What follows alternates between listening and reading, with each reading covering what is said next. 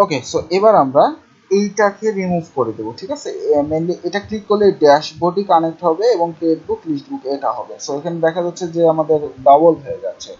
So এইটা করতে হলে আমরা কি করতে পারি, এটার জন্য আমাদের যে মেনলি মেন যে স্ল্যাগটা, অর্থাৎ এই যে বুক ম্যানেজমেন্ট, এই স্ল্যাগটাকে আমাদের এই স্ল্যাগে রূপান্তর করতে হবে ইজি ওয়ে। এখানে ড্যাশবোর্ড না দিয়ে আমাদের সেম স্ল্যাগ আমরা ইউজ করতে পারি।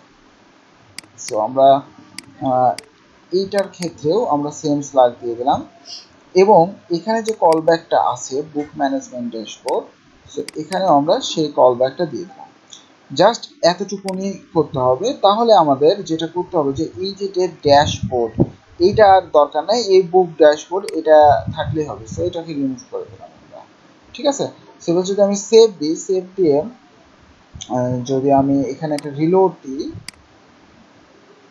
সো আমরা এবার দেখতে পাচ্ছি যে বুক ম্যানেজমেন্ট এবং ড্যাশবোর্ড এটা একটা চলে আসছে বুক ড্যাশবোর্ডে, এবং ক্রিয়েট বুকে ক্রিয়েট বুক এবং লিস্ট বুকে লিস্ট বুক। সো আমাদের ওই প্রবলেমটা সলভ হয়ে গেছে। আমাদের এখানে এক্সট্রা একটা কিন্তু মেনু বেশি ছিল, ঠিক আছে। সো ওটা দরকার নাই, এটা ড্যাশবোর্ডে, এটা ক্রিয়েট বুক, এটা লিস্ট বুক।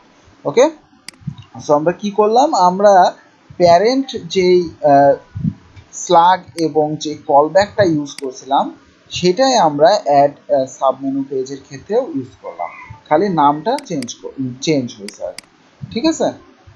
তাহলেই আপনারা যদি এই পদ্ধতি অবলম্বন করেন তাহলে এটা পারফেক্টলি কাজ করবে। ওকে।